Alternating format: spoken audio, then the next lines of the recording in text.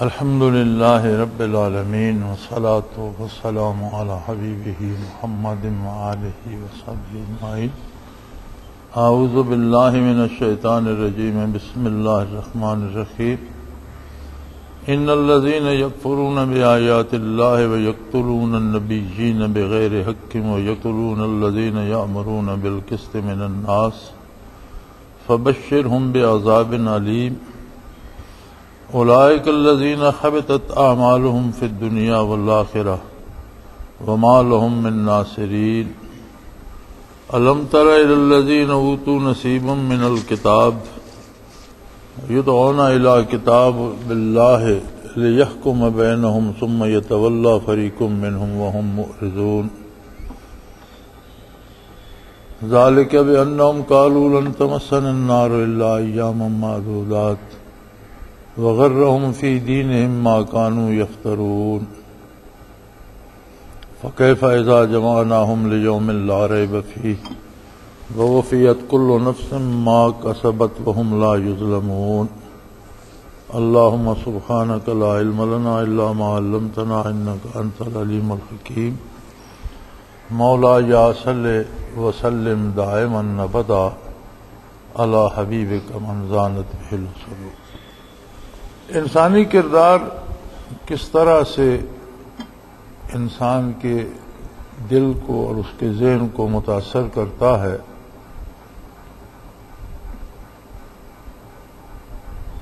اللہ کریم فرماتے ہیں کہ برائی میں بڑھتے بڑھتے لوگ اس حد تک ان کے دل سیاہ اور سوچیں خراب ہو جاتی ہیں کہ ایسے لوگ بھی ہیں جنہوں نے اللہ کی آیات سے تو کفر کیا ہے، لیکن اس کفر نے ان کے کردار کو اس قدر خراب کیا اور اس برے کردار نے ان کے دل کو اس طرح پتھر بنا دیا کہ یقتلون النبیین بغیر حق، کہ انہوں نے انبیاء کو ناحق شہید کر دیا۔ تو انبیاء کا جو قتل تھا وہ تھا ہی ناحق، تو قرآن نے اس کی تاکید اس لیے فرمائی کہ خود قتل کرنے والے بھی اسے ناحق سمجھتے تھے، یعنی دل سے وہ جانتے تھے کہ جو یہ فرما رہے ہیں وہ بات برحق ہے اور جو ہم کر رہے ہیں وہ غلط ہے، یہ اللہ کے نبی ہیں اور رسول ہیں، لیکن اپنی آنا میں اس قدر گرفتار ہو گئے، دل اس قدر سخت ہو گئے کہ حق بات انہیں گوارا نہیں تھی، حق سن کر برداشت نہیں کرتے تھے، یہاں تک کہ یہ جانتے ہوئے کہ جو کچھ یہ فرما رہے ہیں وہی درست ہے اور یہ اللہ کے نبی ہیں، پھر بھی انہیں شہید کر دیا۔ یعنی ایسے لوگ، کفر ایسی مصیبت ہے، اللہ کریم سے کفر اور اللہ کے نبی کی نافرمانی ایسی مصیبت ہے کہ وہ کس حد تک لے جاتی ہے، تو لوگوں کو اس حد تک لے گئی کہ انہوں نے انبیاء کو یا نصیحت کرنے والے لوگوں کو ناحق قتل کر دیا۔ وَيَقْتُلُونَ الَّذِينَ يَأْمُرُونَ بِالْقِسْطِ مِنَ النَّاسِ، جب انبیاء کو شہید کر دیا تو پھر کوئی بھی جو بندہ سچی بات کہتا، جو بندہ حق کہتا، اس کے وہ خلاف ہو جاتے، اور بے شمار لوگوں کو اس جرم میں قتل کر دیا کہ انہوں نے ہمارے خلاف بات کی، حالانکہ وہ بات ان کے خلاف نہیں ہوتی تھی، بات حق ہوتی تھی۔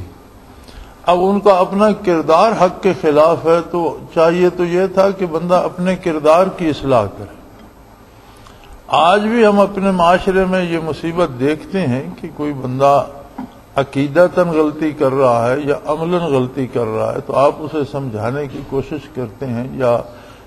صرف اتنا کہہ دیتے ہیں کہ یہ جو آپ کر رہے ہیں یہ صحیح نہیں ہے،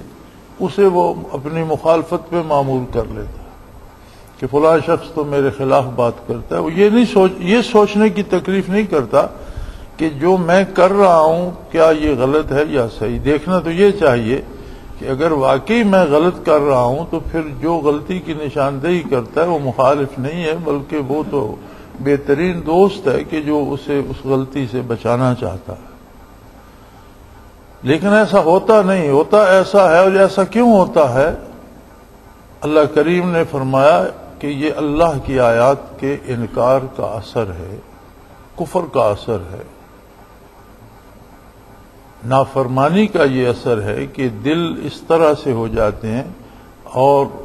سمجھ الٹ جاتی ہے، وہ حق کو نہیں سمجھتے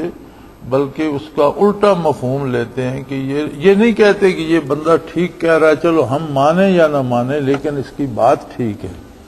بلکہ وہ سمجھتے ہیں یہ ہماری مخالفت کر رہا ہے۔ تو ایسے لوگوں کے لیے ارشاد فرمایا فبشرہم بعذاب علیم، ایسے لوگوں کو دردناک عذاب کی خوشخبری سنا دیجئے۔ یعنی ایسے لوگوں کو اور کیا خبر دی جائے گی، جو کچھ وہ کر رہے ہیں اس کا انجام جو ہے وہ بہت دردناک عذاب ہوگا۔ اور حق کی مخالفت کی ایک سزا تو یہ ہے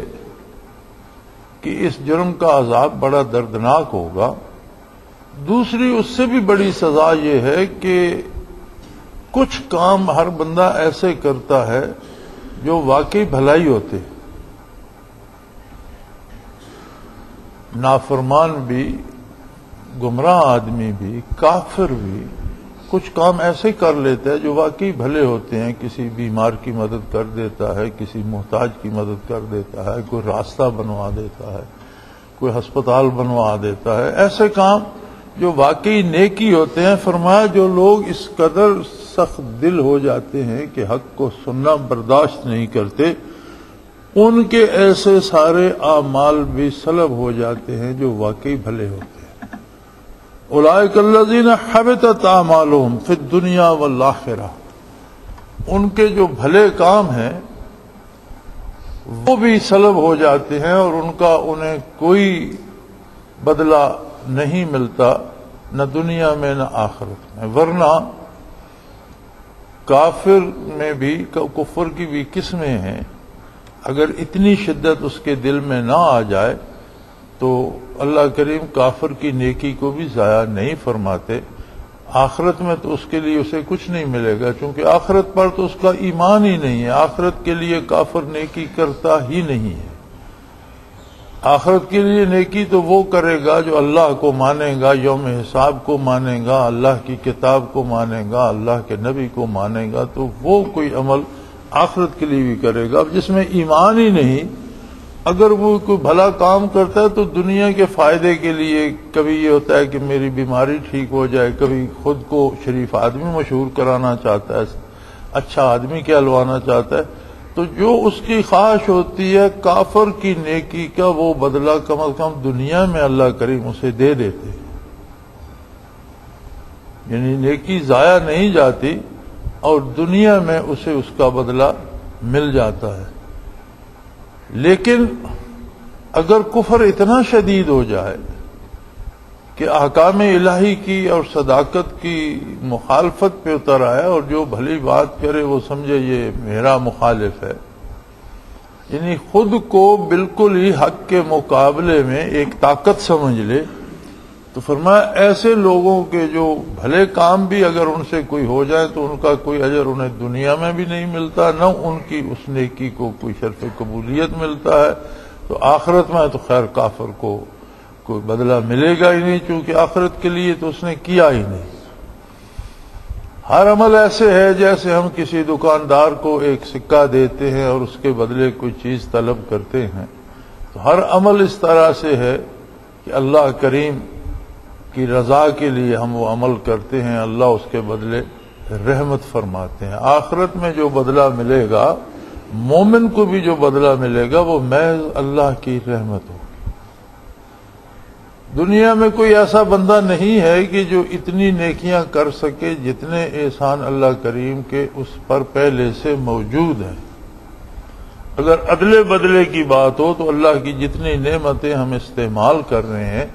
ان کا شکر ادا نہیں ہو سکتا، اگر ہم ساری زندگی سجدے ہی میں گزار دیں تو بھی ان کا حق ادا نہیں ہو سکتا۔ تو آخرت میں جو کچھ ملے گا، جتنا ملے گا، وہ سارا انعام ہوگا اللہ کی طرف سے۔ نیکیوں کا بدلہ اس دنیا میں بھی ملتا ہے اور آخرت میں مزید اس پر اللہ کا انعام ملتا ہے۔ لیکن کافر کی نیکی جس ضرورت، جس ارادے، جس نیت سے وہ کرتا ہے، وہ دنیا میں اسے جتنا اللہ چاہے دے دیتا ہے۔ آخرت کے لیے چونکہ وہ کرتا ہی نہیں، اب ہم دکاندار کو ایک سکہ دیتے ہیں کہ ہمیں چینی دے دو، تو اس کے بدلے وہ چینی دے دیتا ہے، تو پورا ہو گیا۔ اب ہم سمجھے کہ ہم نے آپ کو اتنے روپے دیے تھے، چینی لے لیں، پھر کہیں کہ وہ فلاں چیز بھی ہمیں دے دو، تو وہ تو نہیں دے گا، اس کی تو قیمت پوری ہو گئی۔ تو آخرت پر کافر کا ایمان نہیں ہے۔ دنیا کے لیے اگر کوئی نیکی کرتا ہے، کنواں بناتا ہے، تالاب بناتا ہے، کسی غریب کو کوئی چیز دیتا ہے، کسی بیمار کو دوا دیتا ہے، اور کوئی اس طرح کا کام کرتا ہے، تو اس کا بدلہ جو اس کی نیت ہو، شہرت چاہتا ہے شہرت مل جاتی ہے، دولت چاہتا ہے دولت مل جاتی ہے، جتنا بدلہ اللہ چاہے وہ دے دیتا ہے۔ آخرت میں اس کا کوئی حصہ نہیں، کیونکہ آخرت کے لیے اس نے کی ہی نہیں۔ مگر جن کے دل اتنے سخت ہو جاتے ہیں کہ اگر انہیں حق بات کہی جائے تو وہ سمجھتے ہیں یہ ہماری مخالفت ہو رہی ہے، وہ حق کے مقابلے میں اپنے آپ کو ایک مستقل طاقت سمجھ لیتے ہیں، ان کی کسی بھلائی کا کوئی بدلہ نہ دنیا میں ملتا ہے نہ آخرت میں۔ وما لہم من ناصرین، اور کسی کی یہ جرت بھی نہیں ہے کہ پھر وہ ان کی مدد کر سکے، کوئی ان کا معاون و مددگار بھی نہیں ہوتا۔ فرمایا ان کا حال یہ ہے کہ آپ دیکھتے ہیں اے مخاطب، الم تر الی الذین اوتوا نصیبا من الکتاب، آپ دیکھتے ہیں کہ انہیں اپنے وقت میں کتاب دی گئی، اور ایک بہترین کتاب دی گئی۔ اوتوا نصیبا من الکتاب، ایک بہت اچھی کتاب، حق کی کتاب، اللہ کی طرف سے نازل کی گئی تورات، کیونکہ یہ یہود روز اول سے نبی کریم صلی اللہ علیہ وسلم کے اور اسلام کے مخالف تھے، اور ابھی تک ان کی اس مخالفت میں کوئی کمی نہیں آئی۔ تو وہ لوگ جو اپنے آپ کو حق کے خلاف ایک مستقل طاقت سمجھ لیتے ہیں، ان کی بہترین مثال یہی بد نصیب لوگ ہیں۔ یہود سب سے آگے ہیں اس میں۔ تو فرمایا یہ ایسے بد نصیب ہیں کہ اللہ نے انہیں کتاب عطا فرمائی۔ اب اگر آپ ان سے یہ کہیں کہ چلو جس بات پہ تم جھگڑا کر رہے ہو تمہاری کتاب کے مطابق اس کا فیصلہ کر لیتے، تمہارے پاس بھی تو اللہ کی کتاب ہے، تورات ہے، تو تورات کے مطابق اس کا فیصلہ، یدعون الی کتاب اللہ لیحکم بینہم، انہیں یہ بھی کہا جائے کہ تورات کے مطابق فیصلہ کر لیتے ہیں، ثم یتولی فریق منہم وہم معرضون، اس پر بھی راضی نہیں ہوں گے، اس پر بھی انہیں اعتراض ہوگا اور اعراض کر کے چلے جائیں گے، منہ پھیر کے چلے جائیں گے۔ یعنی جسے خود اللہ کی کتاب مانتے ہیں، اور واقعی اللہ نے انہیں جو کتاب دی تھی، اگر یہ خوشبخت ہوتے تو اس پر عمل کرتے۔ اب اس کتاب میں بھی حضور نبی کریم صلی اللہ علیہ وسلم کی بعثت کی بشارت موجود ہے، اور ان کے لیے اطاعت کا حکم موجود ہے، اور ہزار تحریف کے باوجود یہ احکام بعثت نبوی علیہ صاحب الصلاۃ والسلام کے وقت بھی موجود تھے، اور یہ جانتے تھے لیکن مانتے نہیں تھے، کیونکہ ابراہیم علیہ السلام کے بعد اور اسماعیل علیہ السلام کے بعد حضرت اسحاق کی اولاد میں سے حضرت یعقوب ہوئے، اور جتنے نبی تب سے لے کر عیسیٰ علیہ السلام تک آئے وہ سارے بنی اسرائیل میں سے تھے۔ جتنے نبی مبعوث ہوئے وہ سارے بنی اسرائیل میں سے تھے، اگرچہ انہیں بھی یہ شہید کرتے رہے، ان کے ساتھ بھی ظلم ہوتے رہے، لیکن وہ تھے ان کے قبیلے میں سے۔ اب انہیں حق کی بات نہیں تھی، ان کے سامنے یہ بات آڑے آ گئی کہ آج تک تو نبوت بنی اسرائیل میں تھی، اب ہم بنو اسماعیل کا نبی مان لیں۔ اسماعیل علیہ السلام بھی تو اسی ابراہیم خلیل اللہ کے بیٹے ہیں،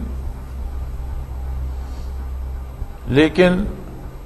بس وہ ان کا اپنا ایک وہ بن گیا اعتراض۔ اب اگر کتاب میں بھی موجود ہے کہ نبی کریم صلی اللہ علیہ وسلم مبعوث ہوں گے، اور اس حد تک عیسائیوں کے پاس بھی دلائل موجود تھے۔ جب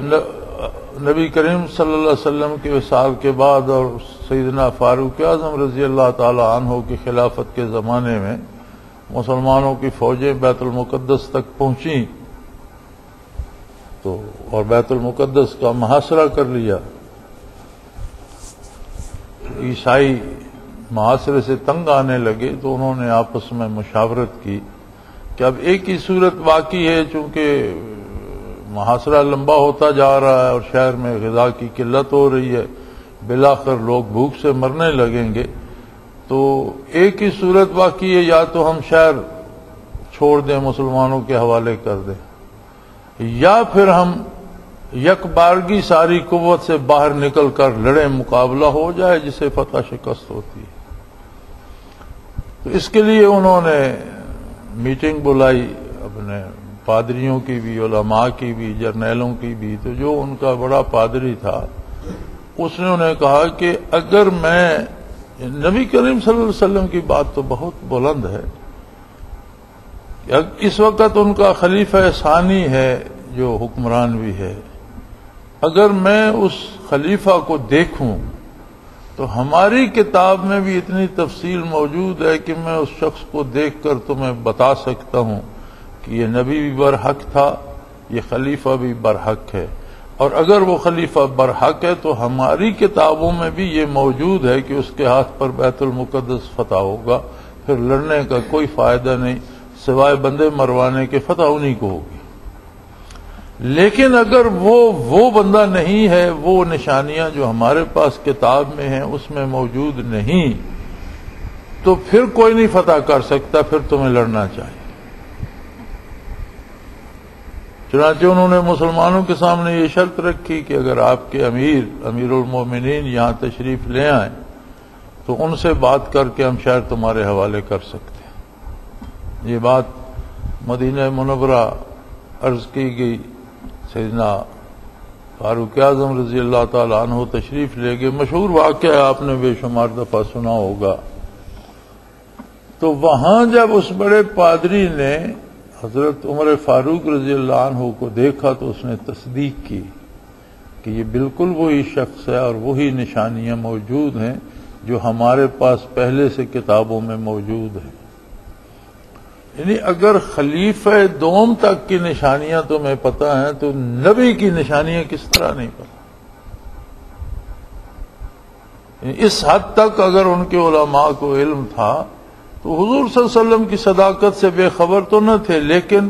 بد نصیبی یہ تھی کہ خود کو حق کے خلاف ایک مستقل طاقت سمجھ لیا تھا اور حق کو اپنے خلاف سمجھتے تھے۔ آج بھی ہماری بد نصیبی یہ ہے کہ یہ بیماری آج ہم میں بھی موجود ہے۔ کوئی شخص غلط کر رہا ہے، برائی کر رہا ہے، اس کے ساتھ شامل ہو جائیں، اس کی تائید کریں اور اسے کہیں تم ٹھیک کر رہے ہو تو وہ بڑا خوش ہوگا، لیکن اگر اسے آپ سمجھانے کی کوشش کریں اور اسے بتائیں کہ جو آپ کر رہے ہو یہ غلط ہے اور حق یہ ہے کہ اس طرح سے کیا جائے، تو وہ یہ نہیں کہے گا کہ یہ بندہ مجھے نصیحت کر رہا ہے یا حق بات بتا، وہ کہے گا یہ میری مخالفت کر رہا ہے۔ ایک صورت تو یہ ہے کہ بندہ کہے کہ بات تو یہ جو یہ کہہ رہا ہے یہ حق ہے لیکن میں نہیں مانوں گا، تو حق کو تو حق مانے کم از کم، لیکن ہوتا یہ ہے کہ وہ بندہ کہتا ہے کہ یہ میری مخالفت کر رہا ہے، تو یہ بڑی بد نصیبی کی بات ہے۔ اور ہمیں چاہیے کہ قرآن حکیم کے حوالے پڑھ کر ہم مطمئن ہو جاتے ہیں یہ فلاں کافر کے بارے ہے، یہ فلاں مشرک کے بارے ہے، یا بشارتیں ہوں تو یہ فلاں لوگوں کے بارے ہیں، یہ صحابہ کرام کے بارے ہیں۔ قرآن قیامت تک کی ساری انسانیت کے لیے ہے، بے شک مثالیں ان کی دے، لیکن قرآن کے احکام اور اس کے قواعد و ضوابط قیامت تک کے ہر انسانیت کے ہر فرد پر لاگو ہوتے ہیں۔ تو دیکھنا یہ چاہیے کہ کہیں یہ بیماری تھوڑی یا بہت ہمارے اندر تو نہیں، کیونکہ ہمیں اپنا حساب دینا ہے۔ وہ لوگ جو کر کے گئے بھلا کر کے انہیں اللہ بھلا نصیب کرے گا، جن سے غلطیاں ہوئیں وہ اللہ کا حساب ہے، معاف کرے تو وہ مالک ہے، سزا دے تو اس کے اپنے بندے ہیں۔ تلک امۃ قد خلت لہا ما کسبت ولکم ما کسبتم، یہ لوگ تھے جو گزر چکے، جو کچھ انہوں نے کیا وہ ان کے لیے ہے، لیکن تمہارے لیے وہ ہوگا جو تم خود کرتے ہو۔ تو دیکھنا یہ چاہیے کہ کیا ہم میں حق کو قبول کرنے کی استعداد ہے اور حق کو حق سمجھتے ہیں کہ نہیں۔ اور اگر ہم بھی اسی طرح اعراض کرتے ہیں، ہمارا بھی حال وہی ہے۔ آج اپنے اطراف میں دیکھ لیں، آپ کو غالباً کوئی شخص بھی ایسا نہیں ملے گا جو یہ کہے کہ جی یہ میرا اور اس کا جھگڑا ہے، چلو ہم اسے کسی مفتی صاحب سے پوچھ لیتے ہیں اور جو دینی حکم بنتا ہے اس کے مطابق دونوں فیصلہ قبول کر لیتے ہیں۔ میرے خیال میں ایسا آج کے ماحول میں بھی ممکن نہیں ہے۔ یا لٹھ لے کر لڑنے کو دوڑیں گے، یا مقدمہ کرنے کو دوڑیں گے، خرچ کریں گے، فیسیں دیں گے، وکیل کھڑے کریں گے، لیکن انصاف پر فیصلہ کرنے کی بات کوئی بھی نہیں مانے گا۔ اس کی وجہ کیا ہے؟ وہی وجہ ہے کہ ہمارے اندر ہماری خطاؤں کی وجہ سے، ہماری گناہوں کی وجہ سے دلوں میں وہ سختی آتی جا رہی ہے جس کو ہمیں دور کرنا ہے اور حق کو قبول کرنا ہے۔ دوسری بات یہ ہوتی ہے کہ لوگ عقائد گھڑ لیتے ہیں، ایسی باتیں جن کا اصل نہ قرآن حکیم میں موجود ہے، نہ ارشادات نبوی علیہ صاحب الصلاۃ والسلام میں موجود ہے، وہ باتیں گھڑ لی جاتی ہیں، بنا لی جاتی ہیں، اور وہ بندے کو گناہ پہ دلیر کر دیتی۔ یعنی یہاں تک کہ آج بھی ایسے لوگ پائے جاتے ہیں، جی میرا مرشد کامل ہے، میں جو بھی کروں مرشد مجھے بخشوا دیں گے، بات ختم ہو گئی۔ میں نعتیں پڑھتا ہوں، باقی جو بھی میں کرتا رہوں وہ میری بخشش یقینی ہے۔ حالانکہ یہ بھی سوچنے کو تیار نہیں ہوگا کہ جو نعتیں پڑھتا ہے وہ حد ادب کے اندر ہیں، یا نعت پڑھنے میں بھی کہیں گستاخی کا مرتکب تو نہیں ہو رہا۔ یعنی ہم جو نیکی بھی کرتے ہیں، تو اب جو انداز ہمارا نعت خوانی کا بن گیا ہے اس زمانے میں، پہلی بات تو یہ ہے کہ نعتیں لکھنے والوں کو خدا ہدایت دے کہ وہ لکھتے فلمی گانوں کی طرز پر ہے، پھر پڑھنے والوں کو اللہ ہدایت دے، اور ہدایت اسے نصیب ہوتی ہے جو یہ سمجھ رہا ہو کہ میں غلط کر رہا ہوں، اگرچہ کرتا بھی رہے تو یہ احساس ہوتا ہے کہ یہ کام صحیح نہیں، کبھی توبہ نصیب ہو جاتی۔ جو کر غلط رہا اور اسے سمجھ نیکی رہا، وہ اس سے توبہ کیسے کرے گا؟ تو اسی نعتیہ جو ہوتی ہیں محافل، انہی کو آپ دیکھ لیں کہ وہ شور و غل بپا ہوگا، اب بارگاہ نبوی میں نعت پیش کی جا رہی ہے، اور ان نعت خانوں کا عقیدہ یہ ہے کہ جہاں محفل نعت ہوتی ہے حضور وہاں بنفس نفیس موجود ہوتے ہیں۔ تو یہ جو دھما چوکڑی مچا رہے ہو، کیا یہ ساری حضور کے سامنے مچا رہے ہو؟ تو وہاں تو حکم یہ ہے لا ترفعوا اصواتکم فوق صوت النبی، جس کی آواز بلند ہو گئی اس کے بھی سارے اعمال حبط ہو جائیں گے، اور وہ نیکیاں ضائع کر بیٹھے گا، ایمان ضائع کر بیٹھے گا۔ تو اگر حضور موجود ہیں اور پھر آپ یہ دھما چوکڑی مچا رہے ہیں تو کون سی نیکی ہے؟ پھر ان کے انداز فلمی ہوتے ہیں، پھر وہ اچھل اچھل کر گاتے ہیں، پھر لوگ وہ ڈوموں مراسیوں کی طرح اس پر نوٹ پھینک رہے ہوتے ہیں۔ پھر مزید نیکی یہ ہوتی ہے کہ ایک جوا لگایا جاتا ہے، جی 2 عمرے کے ٹکٹ دیے جائیں گے، 3 عمرے کے، کہاں سے یہ عمرے کے ٹکٹ دیے جاتے ہیں؟ وہی جو پیسے اکٹھے ہوتے ہیں تو ایک شکل جوئے کی اس میں بن جاتی ہے۔ نعت نبی کریم صلی اللہ علیہ وسلم کی پڑھی جا رہی ہے، اس میں آپ نے جوا بھی داخل کر دیا، شور شرابہ بھی داخل کر دیا۔ پھر جو شعر کہے جاتے ہیں ضروری نہیں کہ وہ شعر جو ہیں وہ شرعی طور پر قابل گرفت نہ ہوں۔ ان شعروں میں اکثر خلاف ادب تو ہوتے ہی ہیں، اکثر ایسے ہوتے ہیں جن میں شرک پایا جاتا ہے، جن میں کفر تک لازم آتا ہے۔ تو یہ جو اپنی طرف سے نیکیاں گھڑ لی جاتی ہیں یہ بڑی تباہی کا سبب بنتی ہیں۔ یہاں بھی فرمایا کہ یہ سب جاننے کے باوجود پھر یہ کفر پر کیوں اڑے ہوئے ہیں، کیوں اپنے آپ کو اللہ کے عذاب میں لے جائیں۔ فرمایا ذالک بانہم قالوا لن تمسنا النار الا ایاما معدودات، انہوں نے ایک عقیدہ گھڑ لیا ہے یہودیوں نے، اہل کتاب نے، کہ اول تو ہمیں دوزخ کی آگ چھوئے گی نہیں، ہم اہل کتاب ہیں اور ہمارے نبی ہمیں بچا کر لے جائیں گے، دوزخ کا ہمارے ساتھ کیا تعلق۔ لیکن اگر کسی کو ہم میں سے کسی کو دوزخ میں جانا بھی پڑا تو چند دن اسے دوزخ میں رہنا ہوگا تو وہ رہا ہو جائے گا۔ یعنی انہوں نے ایک فاسد عقیدہ بنا لیا ہے۔ ذالک بانہم قالوا، یہ کردار ان کا اس وجہ سے ہے کہ حق کو قبول نہیں کرتے کہ انہوں نے سمجھ لیا جو ہم کر رہے ہیں تو چونکہ ہم کہتے ہیں ہم فلاں نبی کوئی امت ہیں اس لیے ہمیں دوزخ کی آگ چھوئے گی نہیں، اور اگر کسی بدبخت کو کوئی بڑا اتنا بد نصیب ہوا جسے دوزخ جانا پڑا تو 2-4 دن کے لیے جائے گا۔ غرہم فی دینہم ما کانوا یفترون، انہوں نے جو یہ جھوٹ گھڑ لیا ہے اس نے انہیں دین میں بے باک کر دیا۔ انہوں نے جو جھوٹے عقائد گھڑ لیے ہیں، ان جھوٹے عقیدوں نے انہیں دین کے معاملے میں بے باک کر دیا ہے، اس لیے یہ حق قبول نہیں کرتے۔ لیکن ہوگا کیا؟ فَكَيْفَ إِذَا جَمَعْنَاهُمْ لِيَوْمٍ لَا رَيْبَ فِيهِ، انہیں بڑا دھچکا لگے گا، بڑا تماشا ہوگا۔ کیا ہوگا؟ عالم کیا اس وقت کا کیا عالم ہوگا؟ فَكَيْفَ، کیا عالم ہوگا، کیا حال ہوگا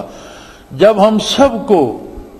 اس دن کے لیے جمع کریں گے جس کے واقعہ ہونے میں کوئی رائی برابر شبہ نہیں۔ جب قیامت قائم ہوگی ان سب کو بلایا جائے گا اور پھر اس دن ہوگا یہ وَوُفِّيَتْ كُلُّ نَفْسٍ مَا كَسَبَتْ، ہر نفس کو اس کے کردار کا بدلہ دیا جائے گا۔ پھر انہیں سمجھ آئے گی کہ یہ محض دعویٰ کرنا اور امتی کہلانا یہ کام نہیں آتا، بلکہ اتباع کام آتا ہے، اور جو آپ نے اطاعت کی وہ کام آتی ہے۔ اگر آپ دعویٰ محبت کا کرتے رہیں اور کرتے نافرمانی رہیں تو وہ دعویٰ کام نہیں آئے گا، اس عمل پر اجر ہوگا جو آپ نے کیا ہے، کردار پر اجر ہوگا۔ تو فرمایا یہ لوگ تو بڑے پریشان ہوں گے، ان کا کیا حال ہوگا جب ہم سب کو اس دن جمع کریں گے جس کے واقعہ ہونے میں کوئی شک نہیں ہے۔ وَوُفِّيَتْ كُلُّ نَفْسٍ مَا كَسَبَتْ وَهُمْ لَا يُظْلَمُونَ، ہر متنفس کو اس کے عمل کا بدلہ دیا جائے گا، کردار پر نتائج ہوں گے، کسی کے ساتھ زیادتی نہیں ہوگی۔ اور اللہ کریم بھی اگر اس طرح سے نتائج تقسیم کرنے لگیں کہ کردار کچھ اور ہو نتائج کچھ اور ہوں تو یہ تو اللہ کو زیب ہی نہیں دیتا، یہ تو زیادتی ہے۔ اور اللہ کریم کو ظلم اور زیادتی اللہ کو زیب نہیں دیتا۔ اللہ کریم انصاف فرمائیں گے، عدل فرمائیں گے اور کردار پر نتائج مرتب ہوں گے۔ دنیا میں بھی یعنی پورے ان چند آیات مبارکہ کا حاصل یہ ہے جو ہم نے آج تلاوت کی ہیں کہ دنیا میں آدمی کا کردار ہے جو اس کے قلب کی حالت کو بناتا ہے۔ اگر وہ برائی کرتا رہتا ہے تو دل پر سیاہی جمتی جاتی ہے، حتیٰ کہ وہ اتنا سخت ہو جاتا ہے کہ حق کے مقابلے میں خود کو ایک طاقت سمجھ لیتا ہے، جو انتہائی بدبختی کی بات ہے۔ لیکن نیکی کرتا ہے تو اس کا اجر یہ ملتا ہے کہ اس کا دل نرم ہوتا جاتا ہے۔ انبیاء علیہم الصلوۃ والسلام کی برکات، اللہ نے جو لامحدود برکات حضور نبی کریم صلی اللہ علیہ وسلم کو دی وہ یہ تھی کہ خواہ کتنی برائی کسی نے کر لی، اس کا دل کتنا سخت ہو گیا، لیکن جب وہ ایمان لے آیا تو غیر مسلم اگر ایمان قبول کرتا ہے تو اس کا ایمان لانا پہلے کی تمام خطاؤں کو دل سے صاف کر دے، پھر اس کی ایک نئی زندگی شروع ہوتی ہے، سارے گناہ معاف ہو جاتے ہیں، دل کی ساری سختی ختم ہو جاتی ہے، ساری سیاہی دھل جاتی ہے اور ایک نئی زندگی شروع ہو جاتی ہے۔ اس پر اگر اسے